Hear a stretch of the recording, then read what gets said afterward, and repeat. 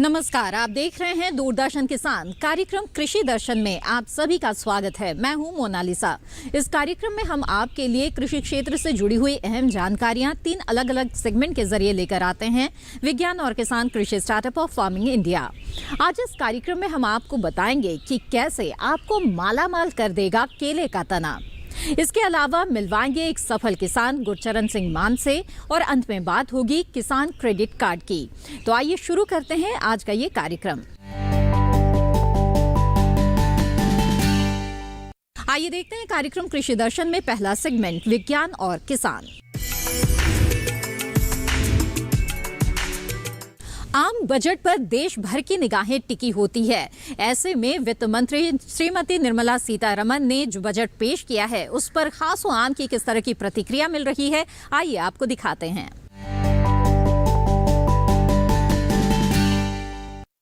प्रधानमंत्री जी ने, वित्त मंत्री जी ने इस बजट में बहुत ही दूरदृष्टि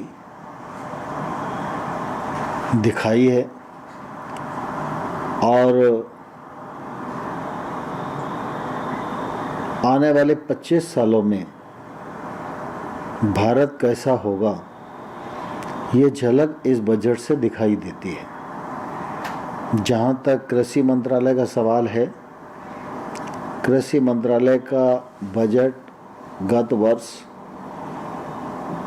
1,23,000 करोड़ था। इस बार वह बढ़कर 1,32,000 करोड़ रुपया हो गया है।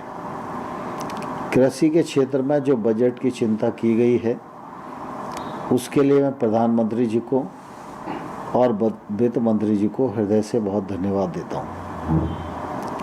कृषि क्षेत्र में चाहे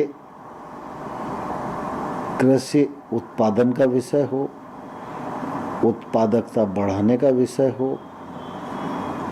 तिलहन जैसे मिशनों को प्रारंभ करने का विषय हो, एग्रीकल्चर को टेक्नोलॉजी से जोड़कर किसान की क्षमता, उसे वाजिब दाम मिले ये सुनिश्चित करने का विषय हो, इस दिशा में पर्याप्त प्रावधान किए गए हैं। सरकार एमएसपी पर किसान का उत्पादन खरीदती है, उसके लिए भी अनुमानित 2.5 लाख करोड़ रुपए का प्रावधान करके इस बजट में रखा गया है। यह निश्चित रूप से देश के किसानों के लिए बहुत ही प्रसन्नता की बात है। क्रॉप डाइवर्सिफिकेशन हो और हॉर्टिकल्चर के क्षेत्र को बढ़ावा देने जैसे विषयों पर भी बजट में चिंता की गई है। इस प्रकार के प्रावधान से किसान की न सिर्फ आमदनी बढ़ती है वरन किसान अपने उत्पादन का निर्यात करने में भी सक्षम होता है। किसान की क्षमताएं बढ़ें, इसके लिए पर्याप्त मात्रा में चिंता की गई है। किसानों की भूमि के डिजिटलीकरण का विषय हो, फसल के मूल्यांकन का विषय हो, ड्रोन जैसी तकनीक से उनके पेस्टिसाइड के छिड़काव का विषय हो, ये सब बहुत ही अभूतपूर्व प्रावधान हैं और मैं समझता हूँ कि इन प्रावधानों से निश्चित रूप से किसान की आमदनी न सिर्फ दोगुनी होगी, कृषि के क्षेत्र में मूलभूत बदलाव आएगा और किसान की सक्षमता बढ़ेगी, क्षमता बढ़ेगी। इस बार के इस बजट में हमारे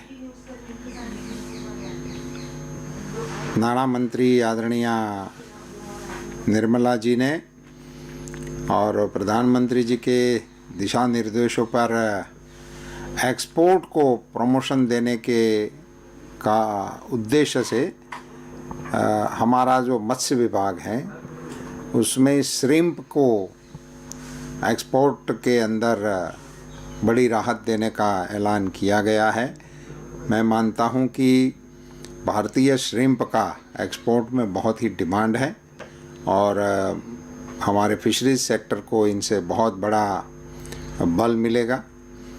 वैसे तो पूरे बजट में जिस प्रकार से टेक्नोलॉजी को और एंटरप्रेन्योर्स को जो बढ़ावा देने का कार्यक्रम रखा गया है, मैं मानता हूं कि इनका सबसे ज़्यादा बेनिफिट हमारे विभाग को ही मिलने वाला है। क्यों कि हमारी सारी योजनाएं, जितनी भी हमारी स्कीम है, सेंटर स्पॉन्सर्ड स्कीम हो या सेंट्रल स्कीम हो, ये सारी स्कीम अभी जो हमने रीअलाइन की, ये सारी स्कीमें एंटरप्रेन्योर्स को ही बढ़ावा देने की है और स्टार्टअप के लिए बहुत सारा प्रोविज़न इस बार इस बजट के अंदर किया गया है। तो इसी के चलते भारत के कुल एक्सपोर्ट के अंदर मैं मानता हूँ कि हमारे दोनों विभागों की बड़ी उसको सहायता मिलेगी। हमारा जो मिल्क प्रोसेसिंग एंड प्रोड्यूसिंग का बहुत बड़ा कारोबार है कोऑपरेटिव्स का, तो हमारे फाइनेंस मिनिस्टर ने, मैं तो प्रधानमंत्री जी को बधाई देना चाहता हूँ कि उन्होंने कॉरपोरेट सेक्टर को जो टैक्सेस का बेनिफिट था उसी ही लेवल प्लेइंग पे कोऑपरेटिव्स को भी एक समान लेवल पे लाने का इस बजट में प्रावधान किया। बहुत लंबे अरसे से कोऑपरेटिव विभाग की, कोऑपरेटिव लीडरों की ये डिमांड थी कि इनको कॉरपोरेट क्षेत्र के साथ इक्विवेलेंट एक सेम प्लेटफॉर्म मिलना चाहिए था। वो थोड़ी विसंगति थी और हमारे नाणा मंत्री जी ने इस अपनी स्पीच में इनकी घोषणा की है।